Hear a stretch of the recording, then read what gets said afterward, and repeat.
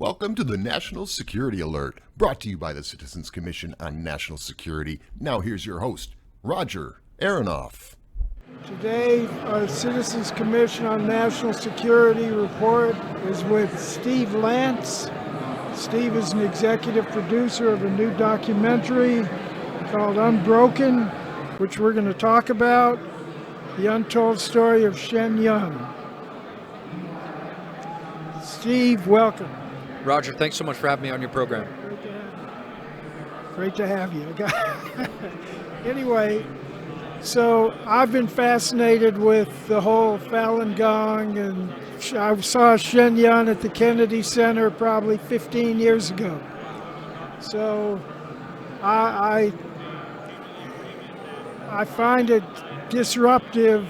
Tell us some background. And I remember when Epoch Times started, all of this stuff. I followed it because it's a movement, as I understand it, without a leader, but they've put the most resistance up to the CCP of anybody.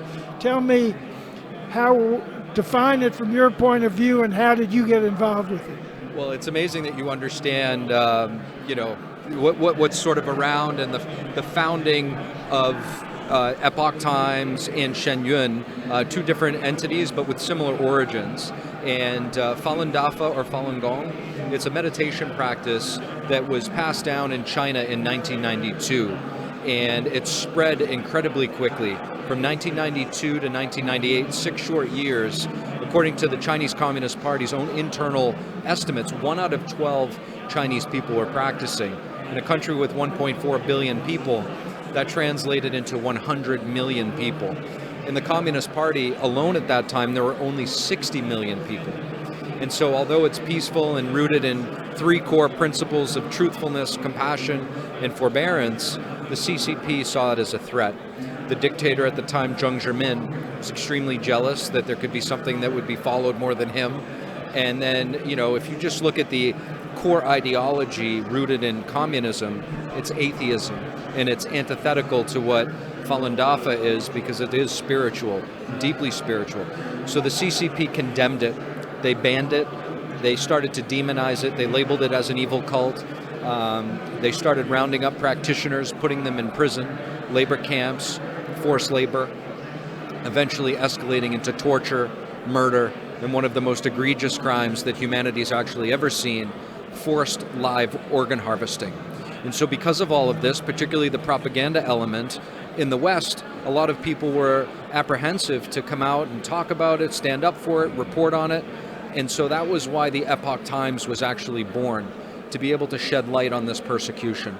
And same thing with Shen, to display China's traditional culture before communism on stage, and at the same time artfully weave in the truth about what's happening in China present day to innocent victims of the CCP.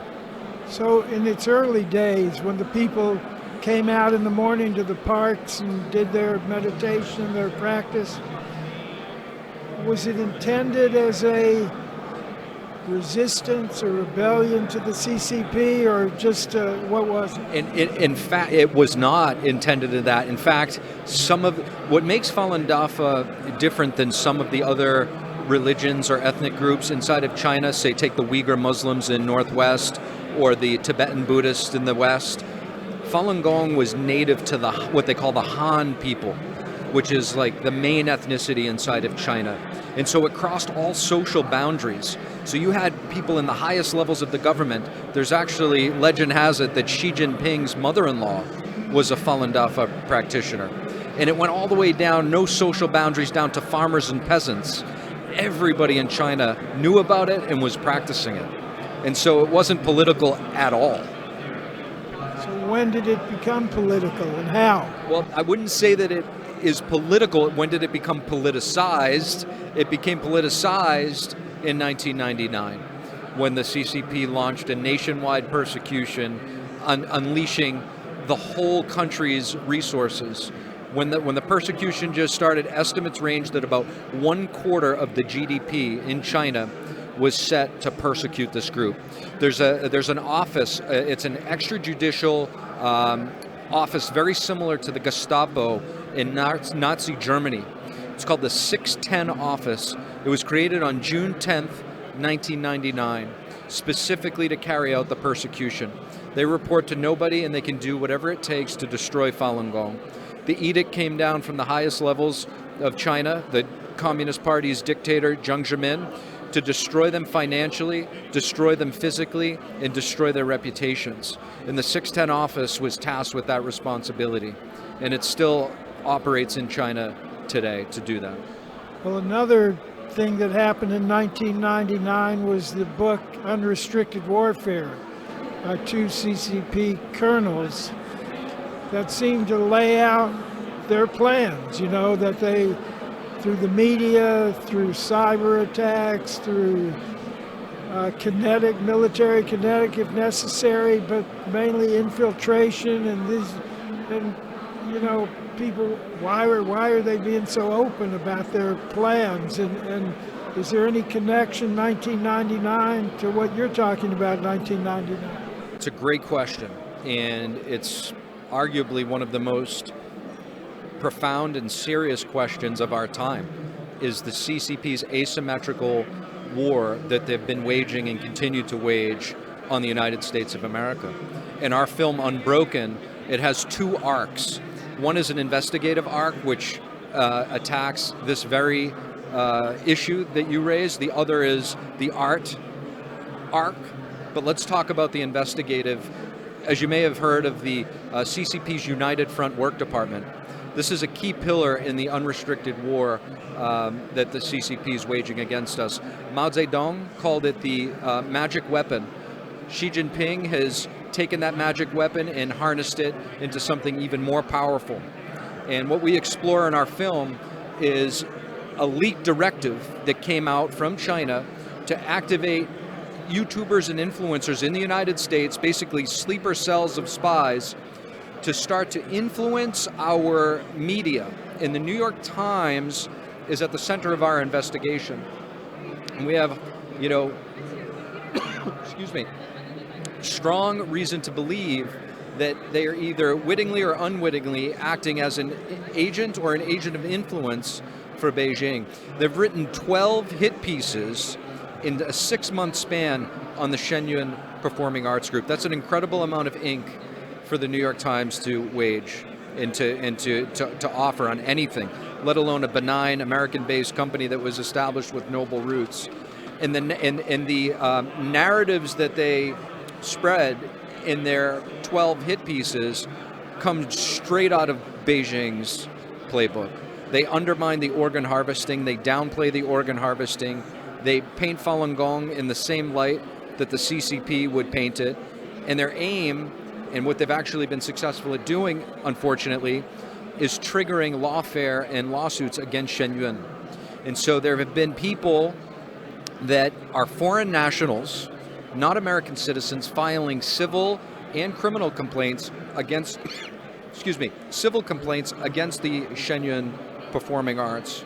And so what you have here is a very complicated, sophisticated, full-spectrum, sophisticated influence operation where Beijing has used Americans' institutions, the New York Times, to trigger lawfare and utilize our agencies. So this goes far back, our federal agencies, our Department of Justice. This goes far beyond Shen Yun. It's a playbook that could actually be used on anybody, a politician, an influencer, anybody in the United States. So how do you explain the New York Times? Are they just naive? Is it a conspiracy? Ideological like-mindedness? What's going on here? That's the question that we try to explore. And I don't know the answer to it. Is Beijing in the back, in the newsroom? I don't know. I can't answer that question, but what I can tell you is the executive editor for the New York Times, their senior editorial person, made his chops as the Beijing bureau chief, Joseph Kahn, in the late 90s, early 2000s, and he's married to a mainland Chinese woman.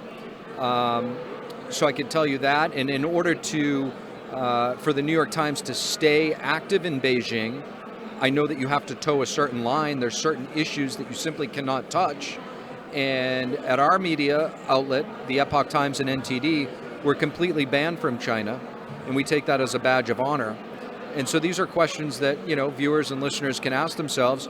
The two reporters that we expose in our film, one is Nicole Hong, the other is Michael Rothfeld. Nicole Hong's father, George Hong, is a professor. He's originally from China, and we have uncovered direct ties to him in the Chinese Communist Party's United Work Department. Some overseas Zhejiang Province Chinese Scholar Association that he was the executive director of, and they are directly tied to that pillar of the CCP's asymmetric war operation. So, New York Times aside, if you had chosen CNN as opposed to New York Times, would that be a story to tell as well? Well, to be honest with you, when it comes to infiltration and leverage and elite capture, I would say that it crosses partisan lines and crosses, just throwing one anecdote out there. I think things have changed, but in the early 2000s, Rupert Murdoch, owner of News Corporation, he was married to a Chinese spy. So he's since gotten divorced, married a few times since, and Fox News has been a lot more open to criticizing the CCP. But if you look back during that time, they weren't. Peter Schweitzer has written a few great books on this. And recently, Jan Jelinek has done a book exposing this whole harvesting of human organs and the state of that practice today. Do you touch on that at all? So that's another great question. That particular issue of forced organ harvesting, the weight of it, there's so much gravity that we had a hard time weaving it in a short period of time, but we're going to do a director's cut of this film that brings that whole topic into the discussion, because it's just, we actually thought about it after we finished, and it's just such an important issue, because it's not an isolated case of maybe one bad actor or happening like some rogue doctor. This is state-run on the national level inside of China, the military, and it's happening at scale. They're ordering the organs extracted of innocent prisoners of conscience while they are alive. They're still living and breathing, because the organ is worth that much more when the donor is alive, the unwilling donor in this case. Well, I'm going to ask you at the end to tell people where they can see it, but let's do it now as well while we're talking about it. This is the film, Unbroken, and how can people see it? Absolutely. Unbroken, you can visit ntd.com/unbroken or unbrokenshenyun.com. Unbroken Shenyun, SHENYUN.com. And then there's ntd.com/unbroken. And how did you get involved in all this? Well, I started off at NTD in early 2000, maybe 2006, maybe even before that. But my career took off with NTD when I started to investigate the Chinese Student and Scholar Associations. I don't know if you're familiar with those. Another innocuous name for a Chinese group overseas that's part of the United Front Work Department. And these groups are set up on all of our college campuses, mostly our Ivy Leagues, and they're directly connected to the Chinese embassies and consulates. And they control these students when they come over, and part of their, the students that are used as agents of influence are there to subvert and influence our professors, our American professors. They wine and dine them, they have philosophical discussions with them, and gradually they start planting things about Taiwan and how Taiwan is really a renegade province that belongs to China.